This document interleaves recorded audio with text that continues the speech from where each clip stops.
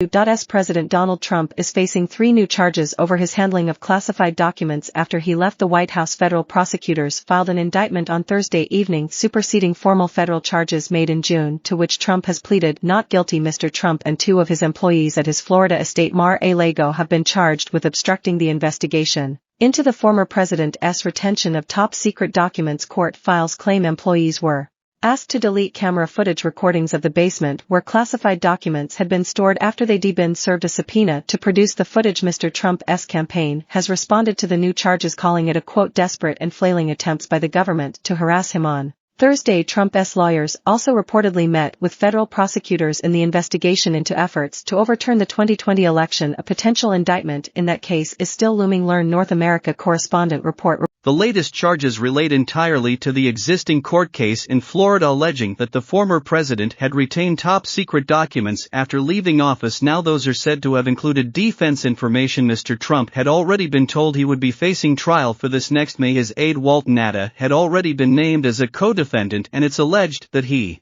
and another employee, Mar-a-Lago property manager Carlos Oliveira, who has been named as a new defendant in this case, are being charged with obstructing investigators. In plain terms, the prosecution is claiming that both of Mr. Trump's employees worked on his behalf to destroy evidence. These are just allegations for now, but prosecutors say that having spoken to Walt Natta last summer, Mr. de Oliveira attempted to pressurize an worker to delete CCTV footage of a storage room where documents were stored. Now this was said to be 2 days after a subpoena was served for that footage. Mr. Trump and Mr. Natta had already pleaded not guilty to the other charges in this case. A statement by the Trump campaign after the charge described the allegations as more than a continued desperate and flailing attempt by what he called the Biden crime family and their departments of justice to harass President Trump and those around him.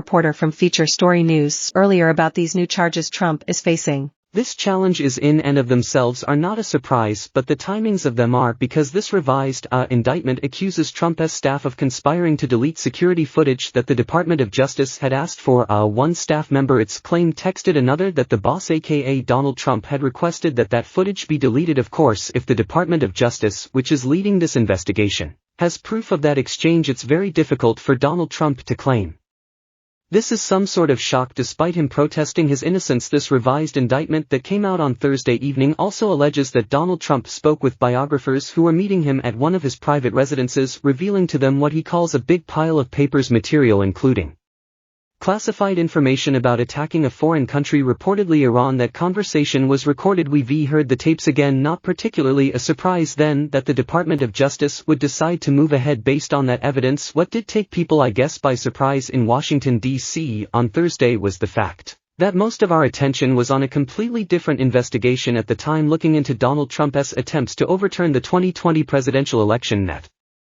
He lost a bunch of reporters, including myself, camped out outside a courtroom awaiting an indictment by a grand jury. And so this new development regarding the classified documents trumping, if you will, that news, and I think it goes to show, it reinforces that it's really quite hard to keep up